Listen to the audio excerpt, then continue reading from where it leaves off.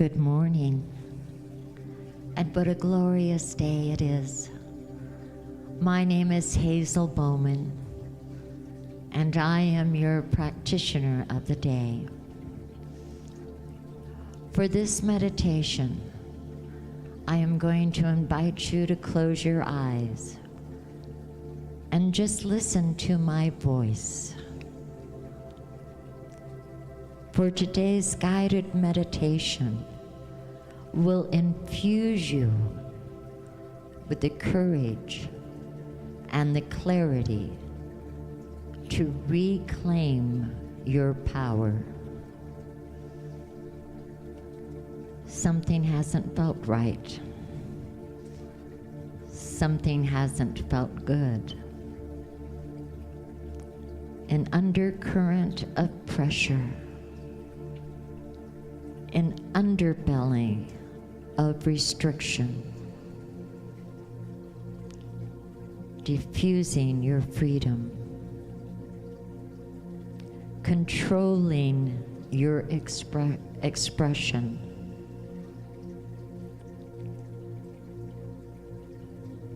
It has been sitting within you,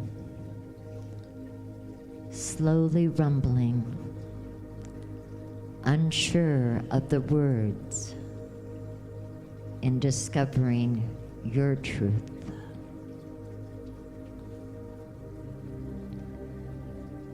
So it has lingered, waiting for you to see it with honesty, with grace, and with openness.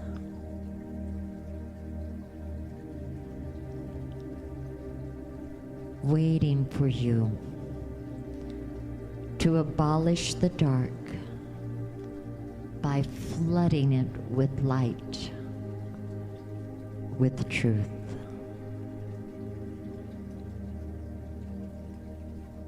It is time to reclaim your power. So let us begin. Breathe in deeply, inviting the light.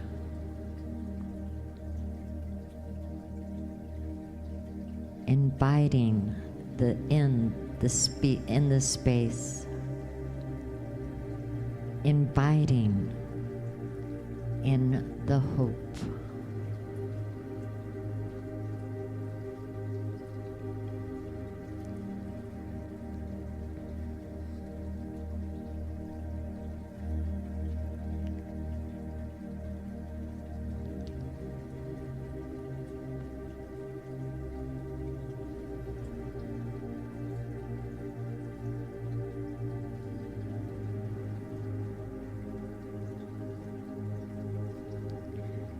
You are the creator of your life, the writer of your story. Trust that you know what is best for you.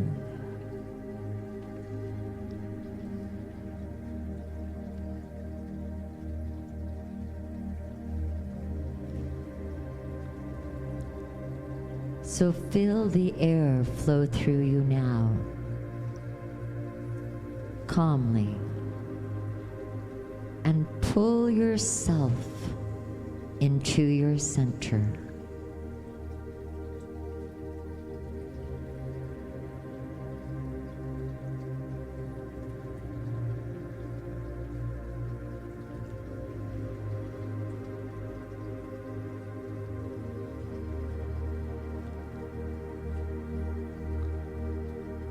Connect to the point inside of you that hears the whispers, that embraces the angels,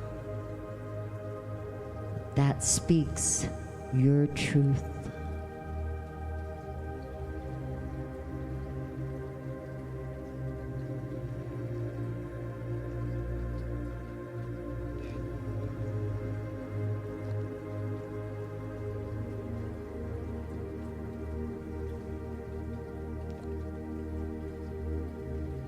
settle deeper and be reminded of the limitless power that resides here. Let it dance with your heart and bring clarity with every breath.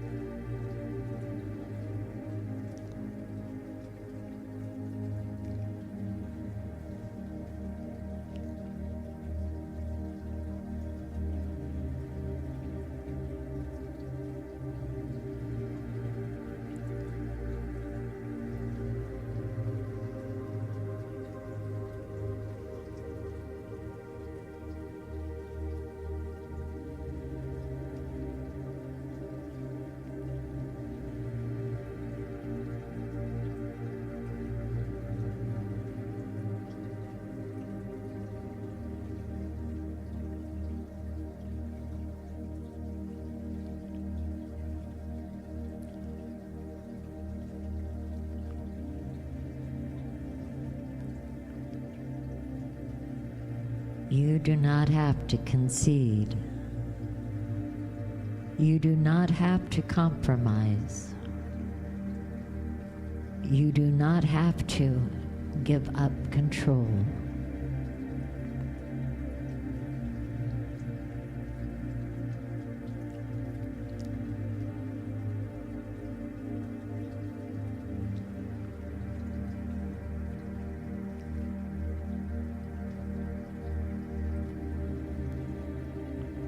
Reclaim your power. Let it light your way and fuel your journey.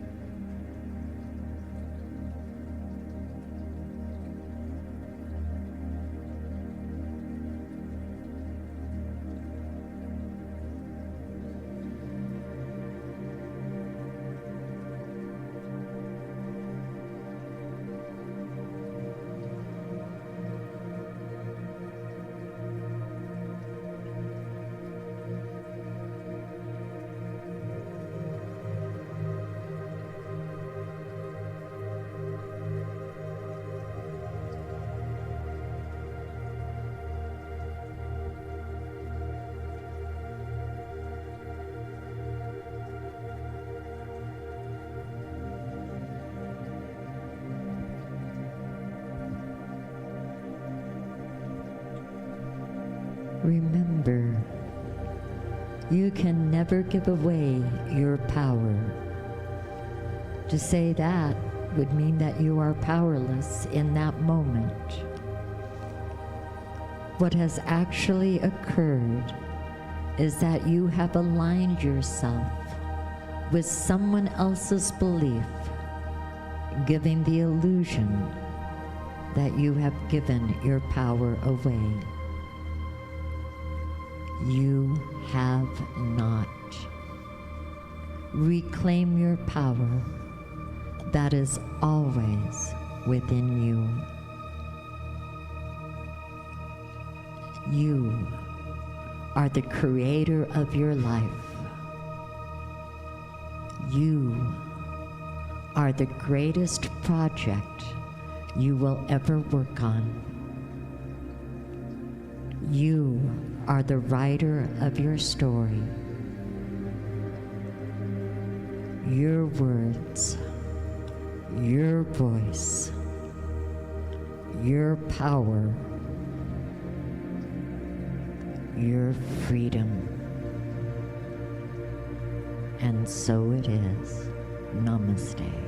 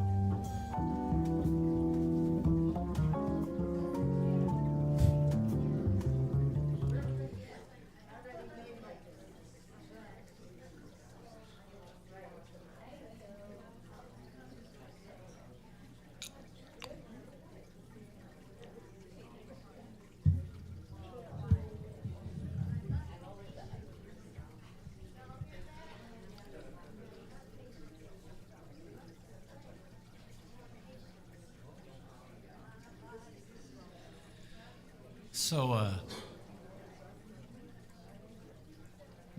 there was a composer named John Cage,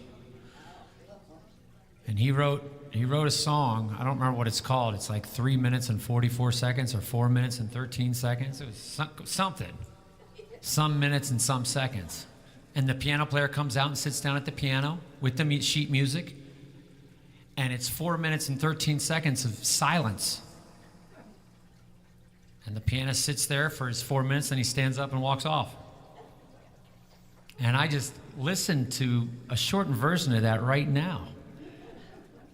And I really enjoyed y'all's spiritual music as you had some joy and chit-chatted a little bit. It's a beautiful thing. Yeah. Well, add that in as a congregational song sometime. It's an interesting idea about music, though, and it's very thought-provoking. The composer's name is John Cage. Anyway, I am, and people get mad. That was easy. It's like, well, yeah, but you didn't think of it. But since there's only one of us, we did think of it, ladies and gentlemen. We came up with it. There's only one of us. Hey, I'm Jackson Roush, and apparently I've been drinking a lot of caffeine today, which is fine. I'll be playing the congregational songs. We do have our Reverend Tracy here giving a talk today on freeing ourselves from victimization and claiming our power. I am totally down with that. And we are lucky enough to have the soloist Juliette Lapointe here. And she's going to sing a couple songs for us as well. So very exciting. And on the note of power, I chose this song because part of claiming your power is knowing that you have access to the entire power of the universe. And this song is a Michael Gott song. And it's called, I'll tell him you said so. And this song is, this is Bob. Have you all met Bob? Don't let his silent demeanor fool you. Go ahead, Bob.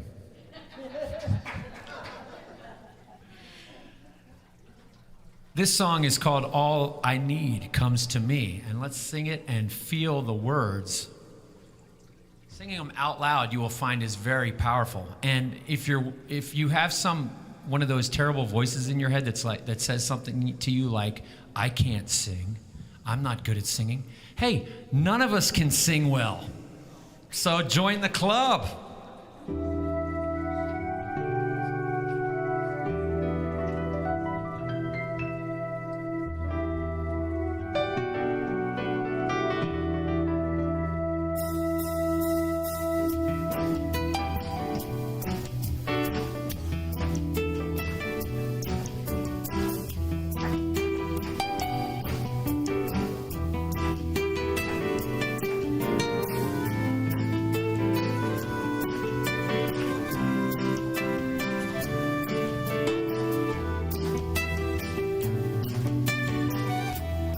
Like this. Well, all that I need comes to me. All that I need comes to me. The light of love and grace shines upon my face. All that I need comes to me.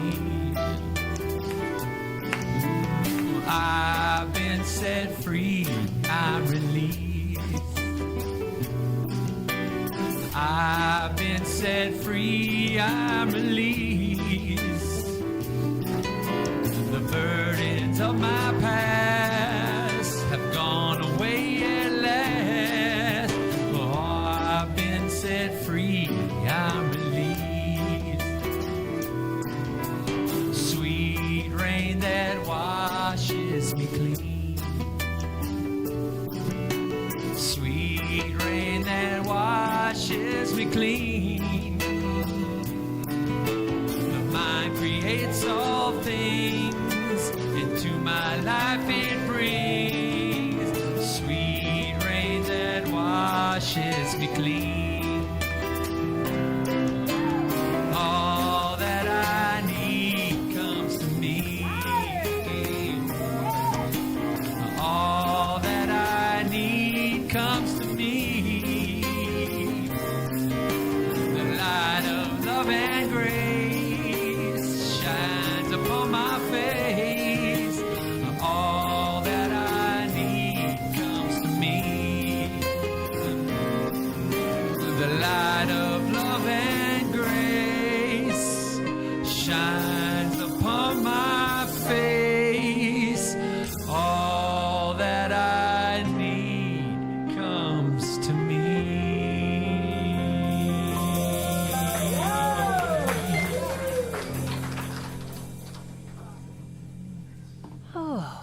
was lovely. I don't know about you, but all that I need comes to me. I'm going to be the proud new owner of a mom minivan pretty soon. I feel like I'm going back in time. Makes me feel young.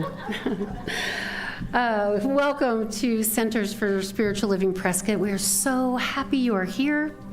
And good morning and good afternoon and all of those lovely things. We are so happy to be here, deeply grateful for you at home and here in person. And you at home, go ahead and grab your snacks, popcorn, and get ready for a great show. Please feel free to like our social media pages and share the love and joy so that other people in our community can know that we're here. And did you know that we have text to give as well? So you can see that on a slide. You can also see it on the home when you're streaming from home. And all of your gifts definitely help us. So please, if you feel so inclined, text to give. And at Centers for Spiritual Living, we have beautiful practitioners that are here to know your highest and best truth. Hazel and John and I were at Emory-Riddle University yesterday, and we got to meet with students. They had Interfaith Day, so it was really nice to meet other faith-based communities and share some time with them. And when they asked what a practitioner was, I must say, my answer was really long, and Hazel was very succinct. So we got to share a lot about who we are and what we do. So we're very grateful. Practitioners are here. They have a great teaching. They have a great presence. And if you're going through something, it is always so wonderful for someone to hold your truth, the highest truth of you, beyond your life circumstances, because they will help you realize that within yourself so that you can have that peace while life is happening. Couple of things coming up. We have the installation. I'm so deeply grateful for all of you who have participated and volunteered.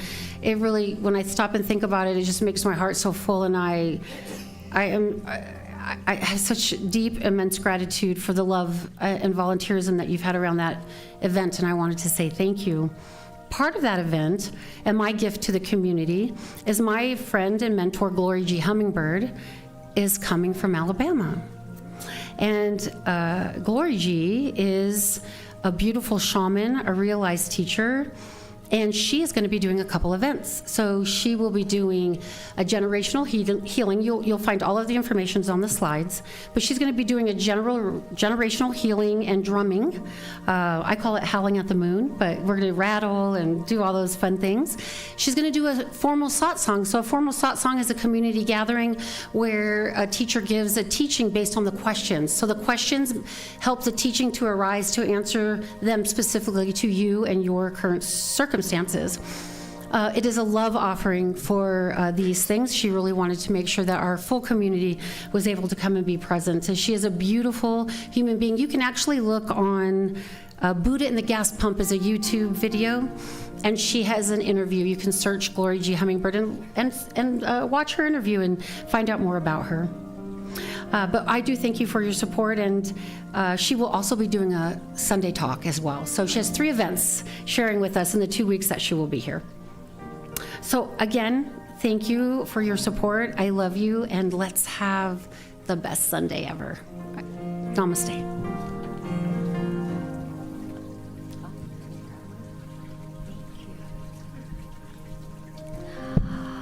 Oh, what joy. All the wonderful things that are already occurring and manifesting in our life, and all that to come.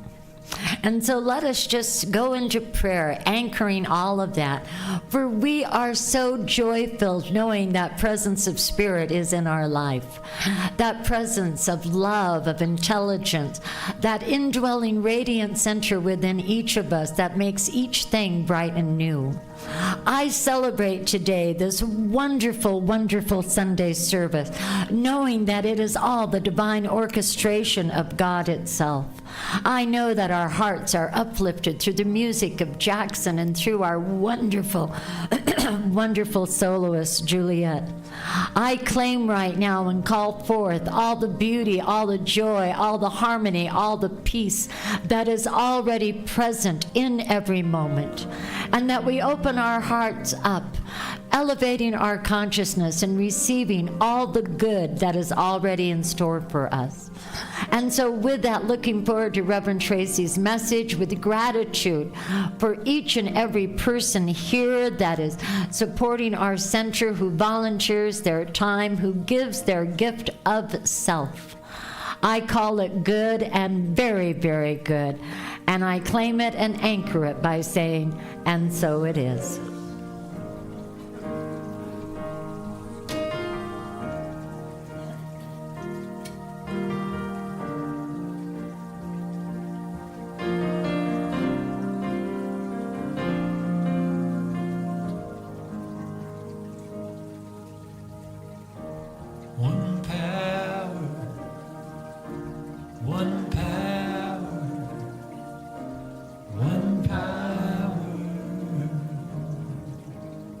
Say that again.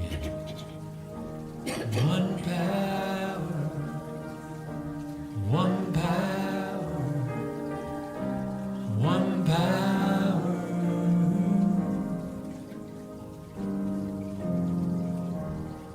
There's one power invisible. Can't you see it everywhere and every day? There's one power indescribable, and you speak it with every word you say. Well, it's mysterious until you know the truth. That's such different love inside of you.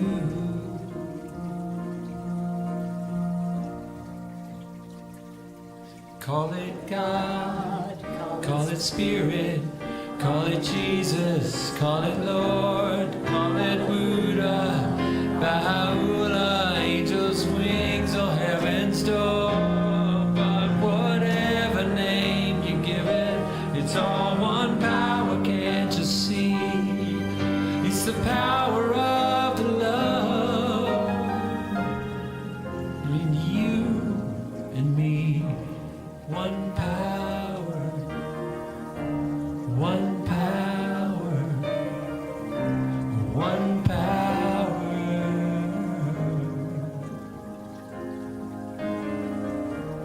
One power, one power, one power.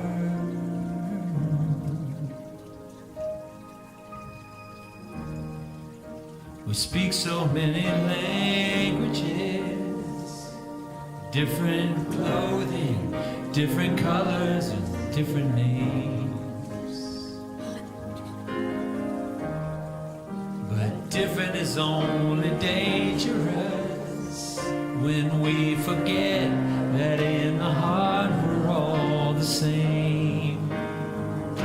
And we'll remember once we close our eyes to see that such differences were never meant to be.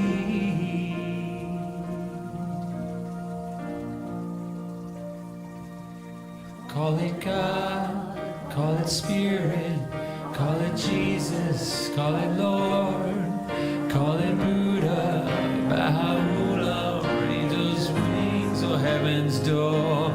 It's Muhammad, it's your mind, it's your soul, it's your sign, it's the universe, it's music, Mother Earth and Father Time. But whatever name you give it, it's all one power, can't you see? It's the power of the love in you and me. One power, one power,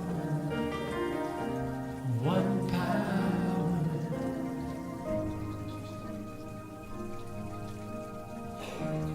One power,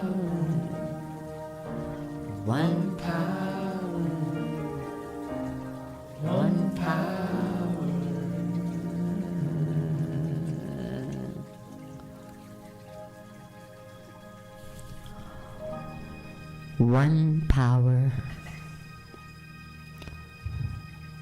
I am now going to read this quote from John Lennon. I believe in God, but not as one thing, not as an old man in the sky. I believe that what people call God is something in all of us. I believe that what Jesus and Muhammad and Buddha and all the rest said was right. Let us reflect on that for a few moments.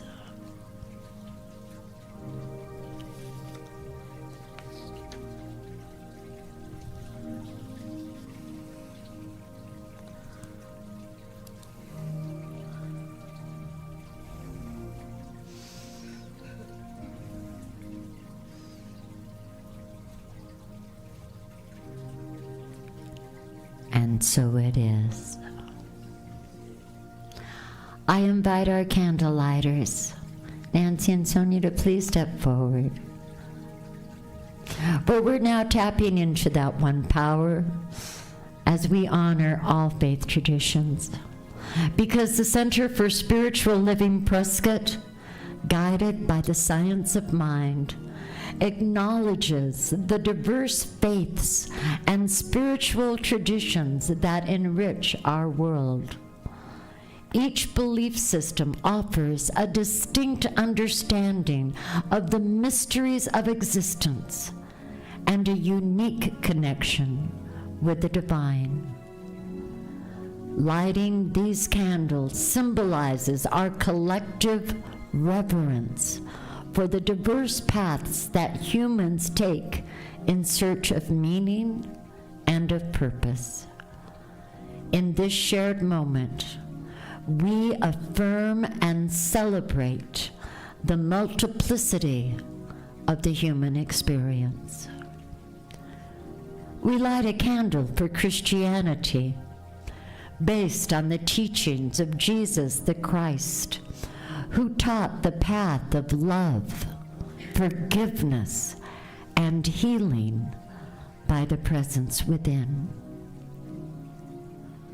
For Islam and its teaching and belief in the one and only God, creator of the heaven and the earth.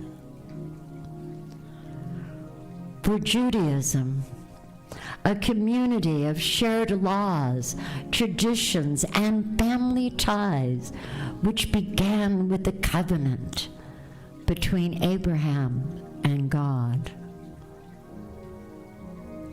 For Buddhism, the middle path of non-attachment that ends suffering. For Hinduism, the path of knowledge, action, and devotion. For the traditions of indigenous people everywhere and their close and sacred connections to the earth, sky, and waters. For Baha'i, the path of unity and peace. For the goddess traditions, celebrating the power and the wisdom of the feminine energies, including nature and nurture. And for the science of mind, a philosophy of life that teaches there is a power for good in the universe, and we can use it. Thank you, ladies. And with that, I'd like you to join me in our affirmation that we say. We are here for God. Our purpose is to express the nature of God as love, abundance, and joy in everything we do. The good we seek for ourselves is what we desire for all people everywhere. And so it is. Namaste.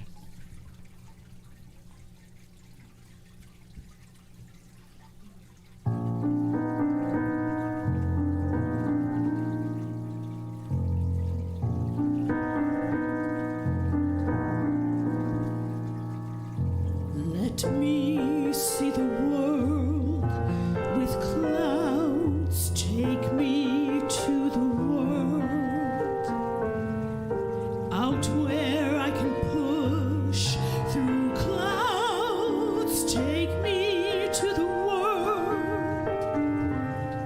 a world that smiles with streets instead of aisles, where I can walk for miles with you.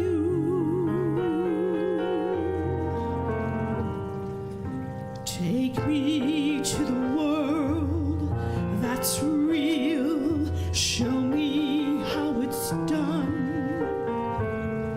Teach me how to laugh, to feel. Move me to the sun. Just hold my hand whenever we arrive. Take me to the world where I can be alive.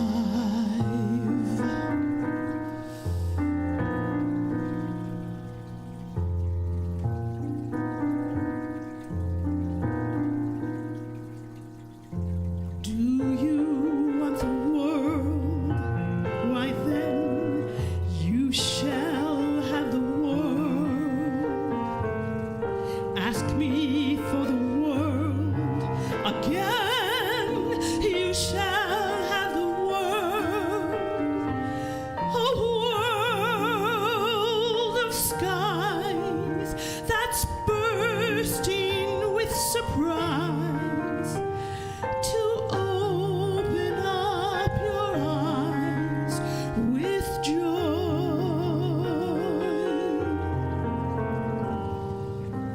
We shall see the world come true. We shall have the world.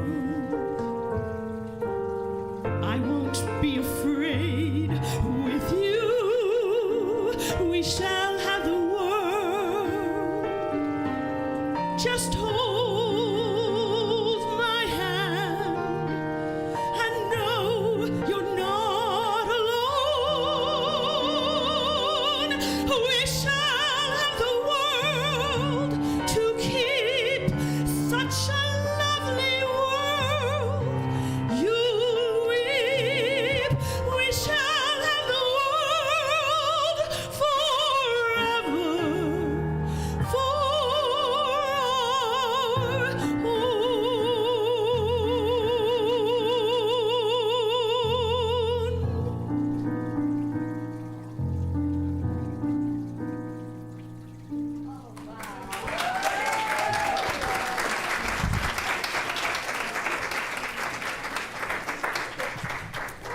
That was beautiful. Thank you. We shall have the world. I have the world. Do you have the world? Yes. I dropped a paper. I have people looking out for me. All right. So I wanted to say something else about yesterday when spending time at the college with John and Hazel. It was really nice. And you know what they say about when you hang out with smart people, you get smarter? Well, John taught me what a petabyte was. Don't ask me to explain it. I'm just fascinated with the fact that I know the word petabyte. And there's a joke in there somewhere about a pet and a byte, but I haven't sorted it out yet. Anyway, it was a lovely day. And my husband was here fixing things and getting things in order. And it's just really lovely to come up and it reminds me, just the weather is so beautiful. And And I'm very looking forward to being here full-time one day. I know that that is something that I have been treating for, so I know Spirit's going to come through for us in some particular way. So I am just relying on Spirit to make that happen for us. So, but I want to know, have you heard about the weary evangelist? Man, the weary evangelist, he knocked on door to door, fully expecting the door to be slammed in his face. And sure enough, sound effects, the older woman who answered angrily demanded that he leave because she figured it was just another person trying to sell her something, so she slammed the door. The door, however, opened back up, and the woman shouted, "Get your foot out of my door." "But ma'am," the evangelist began, when the woman started to slam the door again, it wasn't me. And once again, the door slammed back open. And she said, once again, "Get your foot out of my door." And one more time he said, "But it's not me." And she said, "Please, just run away." So the evangelist, with haste, was running and screamed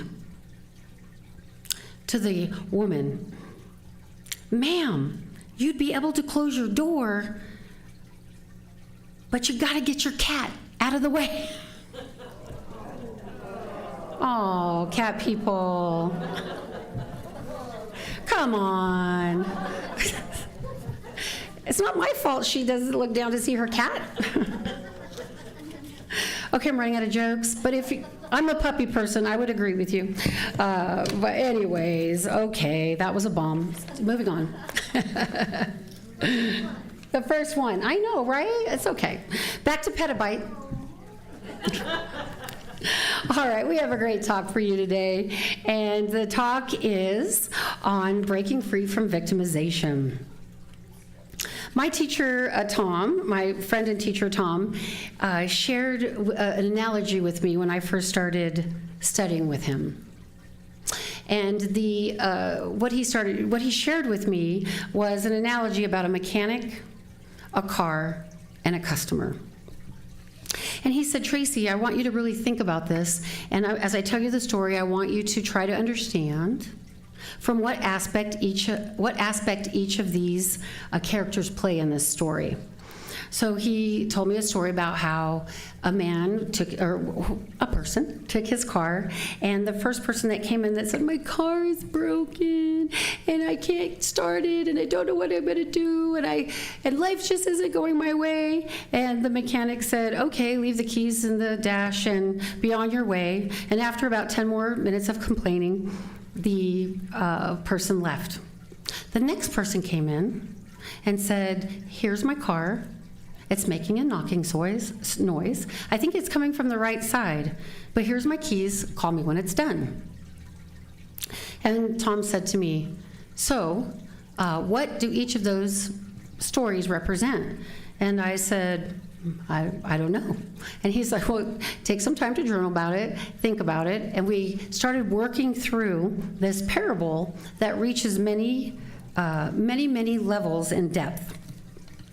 And so at the surface, you can see that someone who brings their car in doesn't know what's wrong with their car. Maybe life isn't going their way, and they're victim to life, right? So one of the things he was trying to show me, oddly enough, is how in the beginning when I first started meeting him, that I was unconsciously voicing myself as a victim to life, that life was happening to me instead of through me. And so it took me a minute. So a week later, I meet with him again, and where he asked me about the story. And sometimes when people are pointing things out to you, our ego doesn't want to see it, so you don't really get it until one day you're contemplating it, and you're like, "Oh, he's talking about me. Oh, I'm the victim." And I started to become more aware of how I was moving and breathing and having my being through the circumstances of life that can be very difficult. So on the journey, we often face situations that make us feel powerless or stuck, much like the broken down car that needs repair.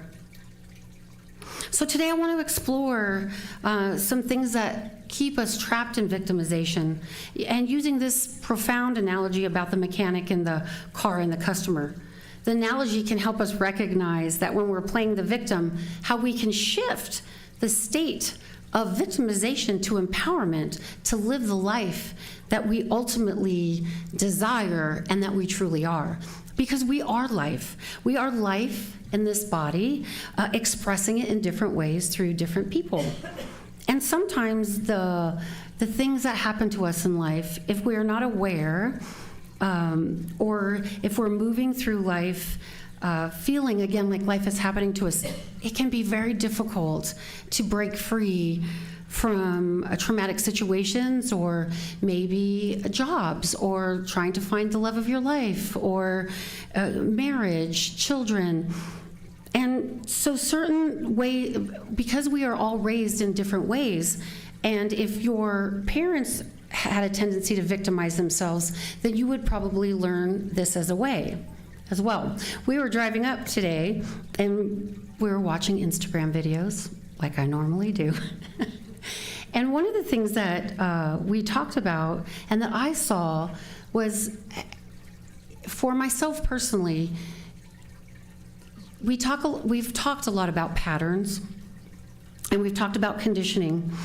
And someone that we listened to said, you know, you have patterns and you have conditionings, but there comes a time where you can no longer say, oh, that's a habit or a pattern or a condition.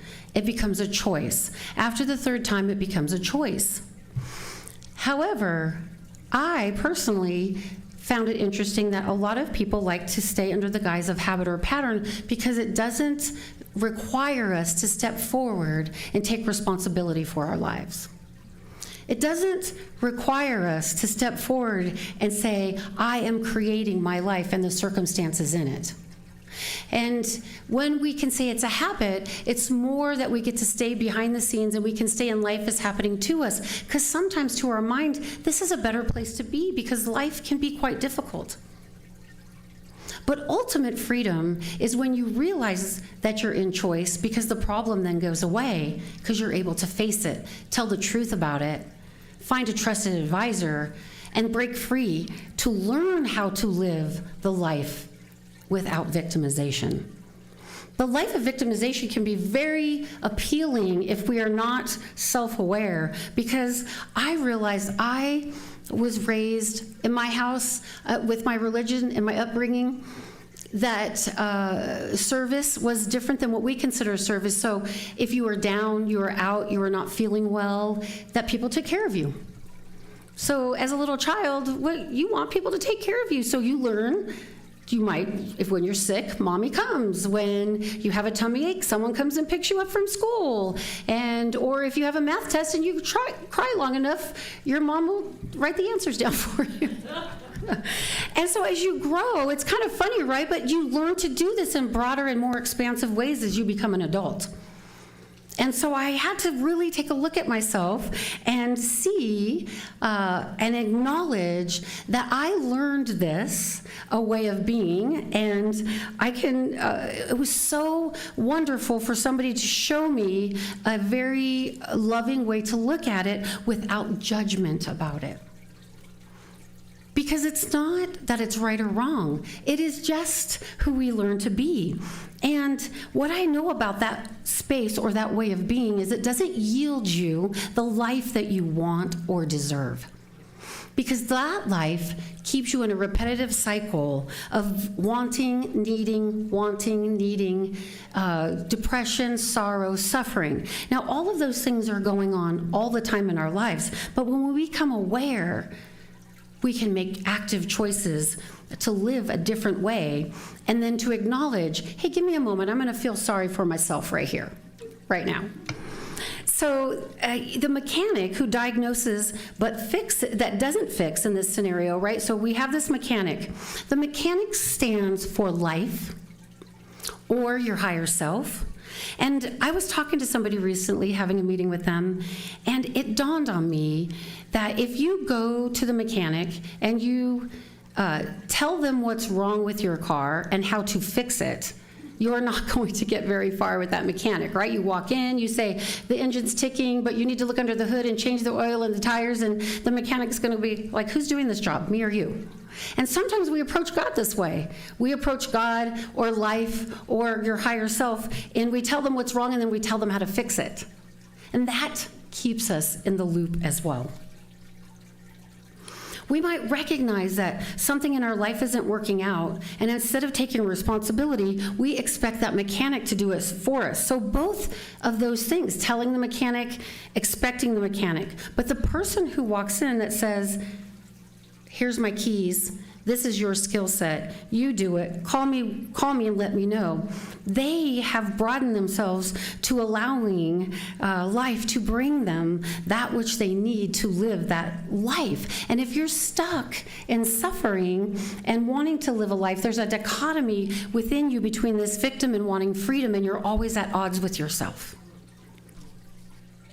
So the question of reflection is, how often do we identify problems in our lives but fail to take the steps necessary to address them? How can we expect others to fix our situation if we are not taking personal responsibility for it? The customer who complains but doesn't seek solutions, this customer is trapped in that cycle of complaining without ever addressing their core issues. They focus on discomfort, the unfairness, the inconvenience of the situation, rather than seeking a solution. The victim's mindset, where we become so absorbent in our own suffering and we make our life really small. Our center of focus isn't broad with that. That represents the victim mindset, where suffering and the attempt to change it can become very difficult, because we're not looking out at our circumstances, we're looking to blame, which again, there's no judgment about that. I've definitely been there, because it feels better to have somebody else, they must have done that. Because we don't have to look at our own personal reasons and find the traumas within ourselves and do the inner exploration. Moving from victim to empowered, the actor, in Science of Mind, we understand that our thoughts create our reality. And when we dwell in victimization, we limit ourselves and we perpetuate the problems that we face. Instead, we must shift our focus from the problem to the solution. In victimization, we're focused on the problem, the world out there, what's happening to me, what you're doing to me. And when you move to an empowered life, an empowered circumstance, you're looking for the solution. You're communing with your higher self. You're getting still and silent, waiting for direction. We must become both the mechanic and the empowered customer, identifying the issues and taking proactive steps to resolve it.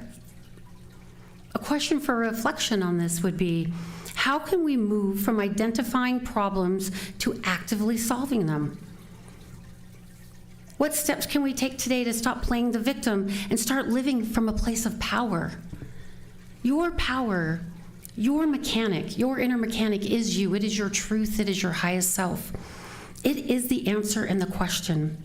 The mind, the personality. When we live from those habitual patterns and places of lack of choice, that is the life that we lived and how we were informed. And when you end up in a place like this, the beauty of it is that Ernest Holmes knew there was a way for you to see this if it's a part of your personality, maybe not. But in hearing these words, you might now hear it as somebody else speaks, and you will be able to share the story about the mechanic, the car, and the customer, and see how they are all three parts of our personality. The mechanic, being life, is not our personality. It is life or higher self or truth. But the two customers are reflective of a person living in their power, living their life, making decisions, taking responsibility. And the customer who is the victim, they have a tendency to live in chaos. They have a tendency to repeat the same things. They have a tendency to complain about their life because it's not changing. So a lot of folks teeter between those two things when they find their way here. I know that finding my way to Science of Mind and reading this thing called You and changing all of the we's to I's, when I read that book, it was eye-opening for me in the first person. It was the first time that I saw the me in everything. Because when we live as a victim, we don't see the me, we see the you doing it to me. And what we begin to understand in the empowered person is that life is about skills, and everybody we meet has a certain skill. And they're either skilled in one thing or they're not. And it's not a bad thing. We have expectations of people to be a particular way. And when they don't show up for us in that way, we can slip into to me. But when we see maybe that's just not an area of their expertise, we can slip into the world of through me, and we let people off the hook. We can have an expectation and have a sense of curiosity and openness.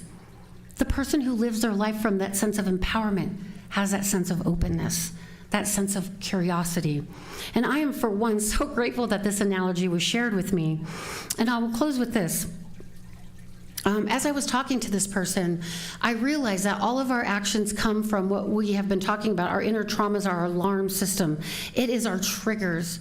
And as we become more of the customer that's aware, we can be aware of our triggers before they happen, and we can go into a meditative state. We can phone a friend. We can hide in the closet. We can go outside and, throw a rock at the brick wall, not windows, brick walls, scream in a pillow. There's a lot of ways we can dilute that energy as it arises, because it is, we are all people, and we do have that humanness about us.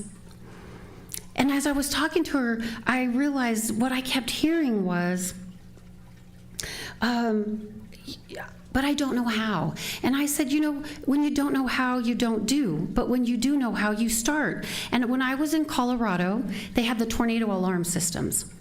And there was a couple cities where these alarm systems were broken. And so they had to set the alarms off through the whole state to see the ones that were broken. They couldn't diagnose them before turning them on. They had to see that they were broken, right, in order to fix them. So sometimes when our alarm systems trigger, we react. It's basically our little tornado alarm system going, oh, trigger, trigger, trigger. And then now we know, oh, when this happens, I'm triggered. Then we can take personal, it doesn't become a problem anymore because now you're aware of it. So when we learn what sets us off, and we can allow these things to happen because they are internal guidance systems to point us in a new direction. Because if we have a desire to live a better and beautiful life, then we have to let go of what's holding us back. I invite you to understand that you cannot know your tornado alarm system is going off if you don't do the work. But when it goes off, you can pay attention. Instead of going out and reacting, you can start slowly to see, that's it. And I know, I still get triggered, and I sometimes see it before and sometimes I don't. And when I don't, I know it's time to step back, forgive myself, ask if apology is needed, step back into the customer that takes responsibility for their life, and then recreate, redo. And so when that comes up again, I can be a little bit more aware of the signal that says, hey, take a breath. And with that, I just want you to know that it is possible, like all things are possible. Let us take responsibility for our own cars, ensure that we are both diagnosing the issue and actively working to repair them with your mechanic, thereby driving forward with purpose, power, and intention to live the life of your dream. And so it is.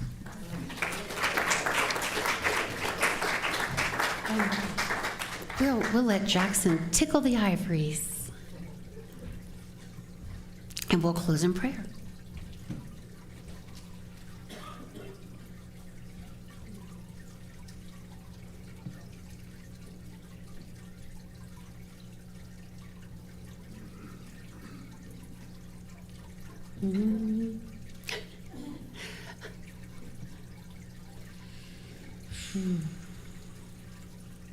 One big breath in.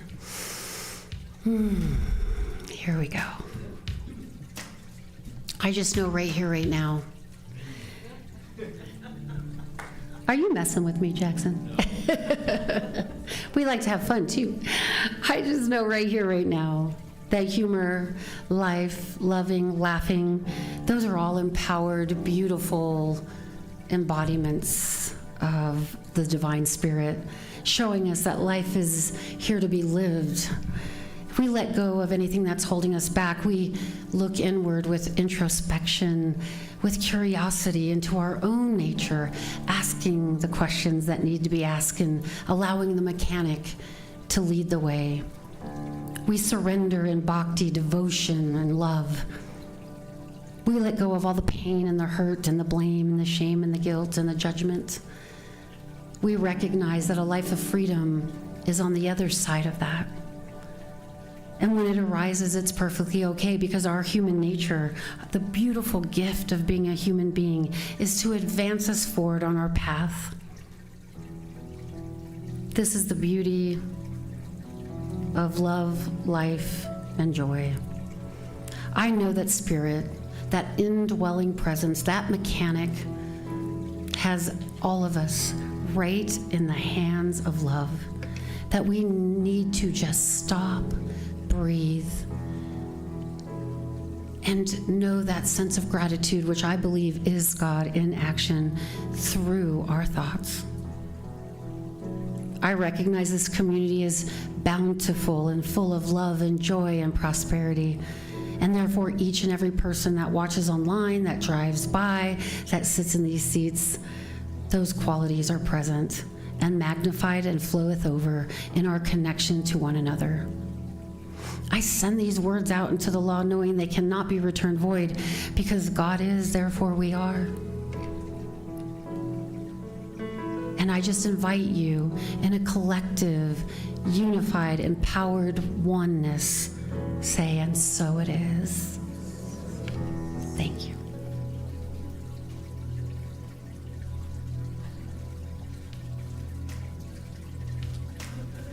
So, this is a new song that I couldn't help but bring into the congregation last week, and we're going to do it again because it's so good.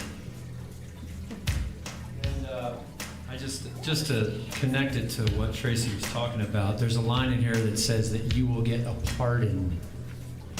Now, I can only speak for myself, I know, but I've learned part of getting your power back is forgiving yourself for something that you let take your power away. Mm-hmm. And so if you need a pardon, you have it. Amen.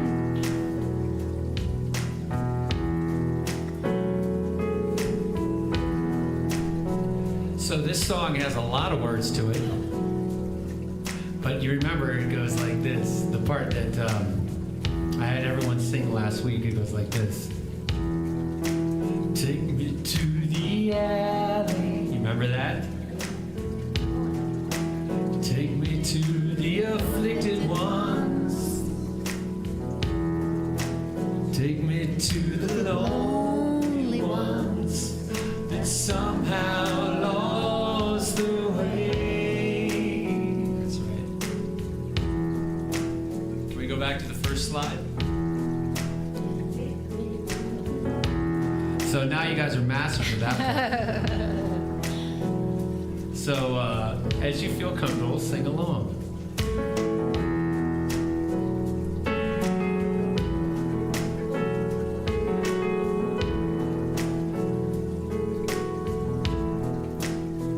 Will they give their houses in preparation for the king?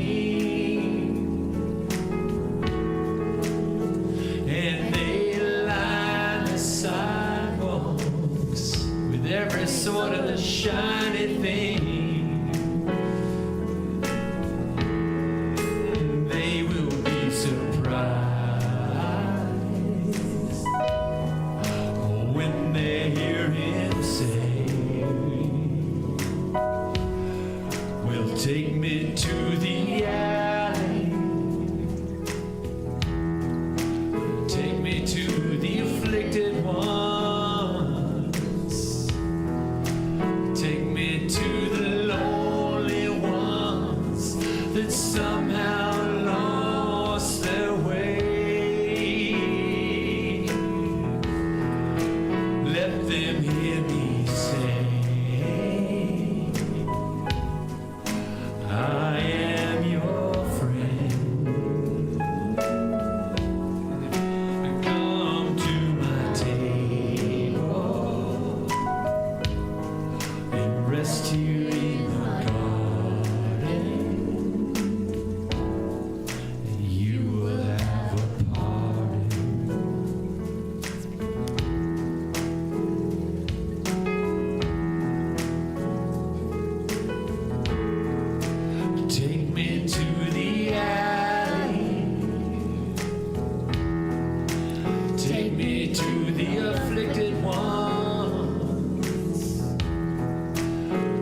me to the lonely ones who somehow lost their way. Let them hear me say, I am your friend. Come to my table. Rest here in the garden. You will have a pardon.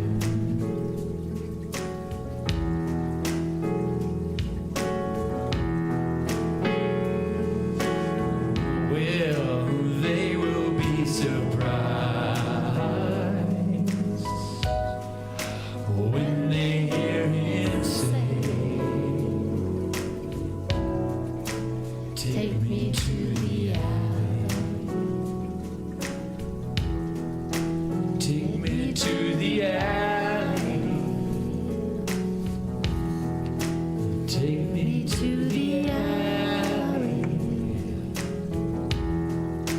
Take me to the alley. Take me to the alley. Take me to the alley. Take me to the alley. Take me to the alley.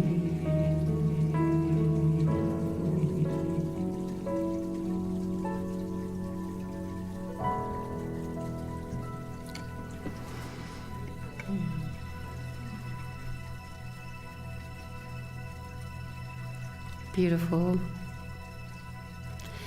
You have a pardon. Isn't that beautiful? That is surrender, bhakti, love, that we have a pardon. And the only judgment is the judgment that comes from ourself. That's the story about the victim, is the only thing that's keeping you there is your idea of yourself. And on the other side of that is a freedom like you've never known. We're here to help you release that.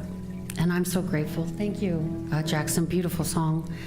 The talks, again, are available with the journal sheets out front. I forgot to announce that. So last week's are out there from last week and this week if you care to go home and do some exercise or inner work. Right now, it is that time in our service where we talk about the bountiful giving, and the true gift is love. That you're here in the seat, present, that you care enough about yourself to show up, to live the life of your dreams. That is the true gift and the true bounty. So anything that you give as a result of that love is filled up and flowing over, and we're so deeply grateful. And I have a sense of enthusiasm and gratitude looking out at you, knowing that you chose here to be today with us, online and in person. So thank you. And we have our affirmation, and I would like for you to read this loud and proud. It is a securing in your own mind your own authority and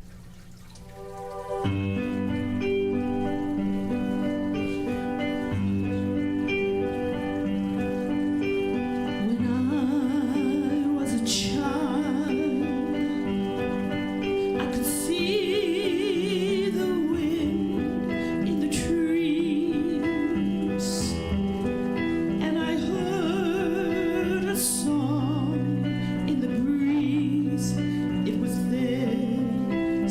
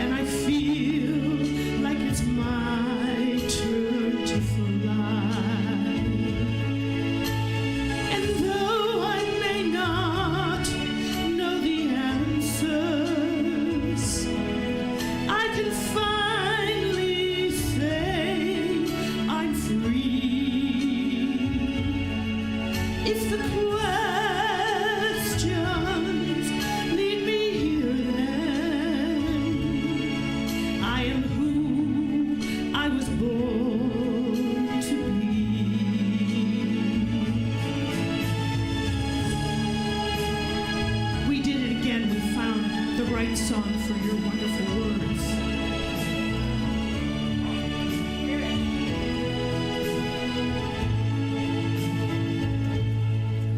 When I was a child,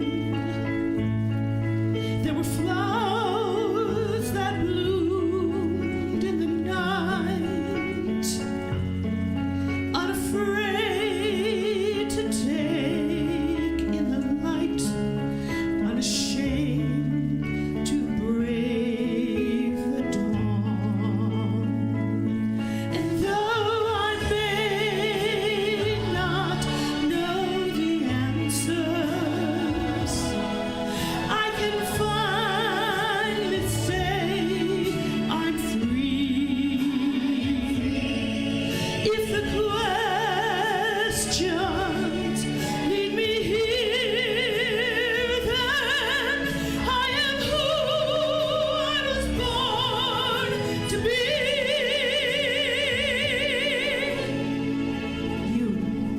You are who you were born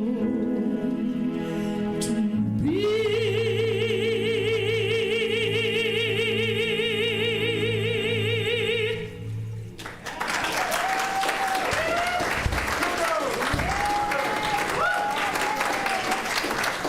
That's so beautiful. I always tell our lovely Jackson and the singers, just sing. Spirit will line it, because Spirit gave me the talk, so it's going to give you the song.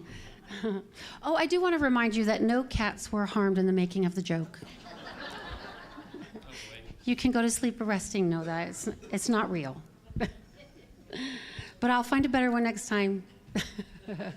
Come on board, come on board. How are you? Thank you so much for your service today. I really appreciate it. And I'm just going to ask that we ground ourselves in a prayer over these beautiful gifts today. That Spirit is here in this room, always present, and that everything given with love is returned with love. That the mind that gives itself over to the beloved knows that it is never without. There is no lack, there is no limitation, there is no such thing. Only the mind conjures these things up, and we here tear them down, knowing and bringing love to the forefront of everything that we do through our body, mind, and spirit. And as you give, you so gratefully receive. And we say thank you. With great enthusiasm, I know the truth of Spirit, and I claim it right here, right now, for this center, for our lives, for our families, and the families that go beyond.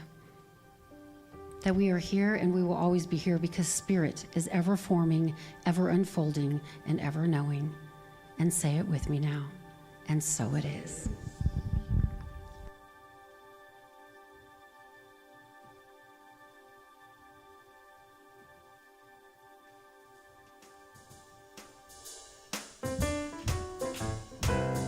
Miss Kathleen.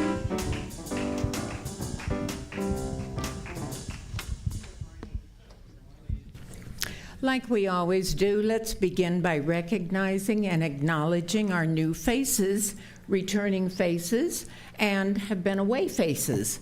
Please stand if you are in one of these categories. We'd love to meet and greet you. Tell us your name and where you're from. Awfully quiet. Okay, that means welcome. We're renewed every day. Right? Correct. I was going to say, as I mentioned, today is Salad Sunday. I didn't have a chance, so I'm going to tell you now. Salad Sunday is today and every last Sunday of the month. No hot dishes, please, only salads, breads, rolls, and dessert. So, everyone, join us in Salad Sunday. Installation volunteers, if you haven't already, marked your calendars for September the 8th. That is our next meeting. And those of you who do not have a means to get the installation via email, that invitation, please let me know and I will get for you a paper copy of the invitation. They were sent out last Tuesday, and the RSVP date to respond is this coming Thursday, the 29th. And I understand that there were 60 that have not responded yet. So if you are interested in attending the installation, please respond. It will help hospitality decide how much food to prepare. Also, there is an RSVP sheet in the lobby if you choose to sign up that way so that we know whether you're coming or not. And check your emails and check spam to be sure that you received it and it's still sitting there waiting for you. There's also a membership table in the lobby, so please check to make sure your name, address, phone number, email, etc., is listed and secure and correct. The Board of Trustees meets today at 12. The Drum Circle meets Wednesday night at 6 p.m. And please check with your group leaders for any time and location of other meetings. And now, as usual, we may have one child, we may have two, we may have some, we may have none from the Children's Association of Awesomeness. Thank you.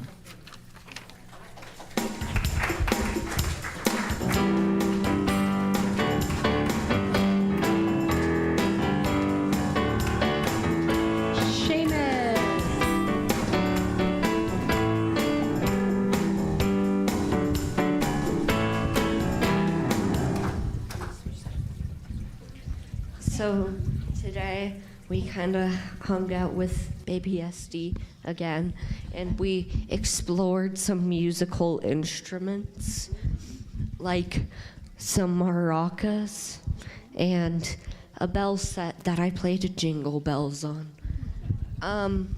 Also, at the end there, for some reason, we were talking about color theory and music theory and how they're both very confusing to understand.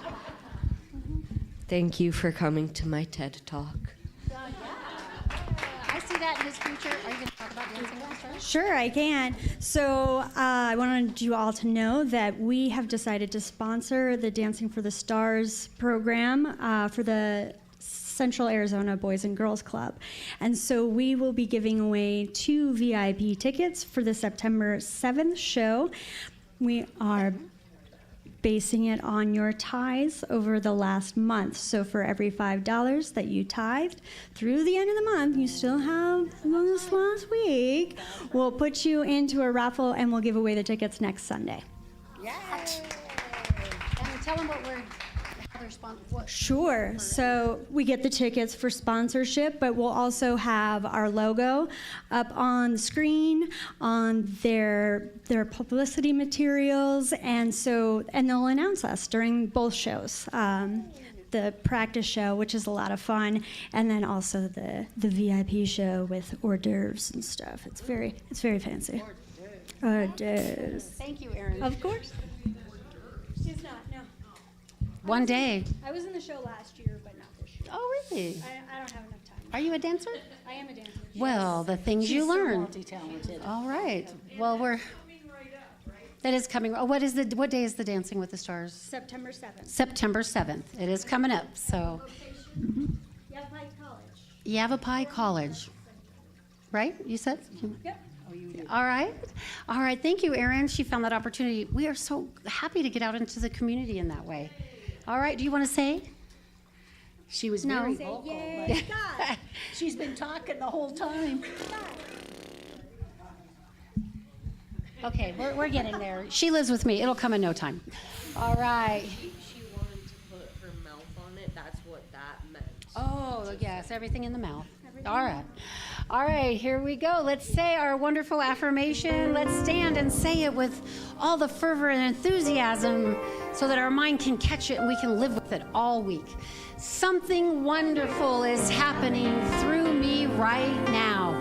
It is happening through my mind, my body, my affairs. I think it, I believe it, I feel it, I know it, I accept it.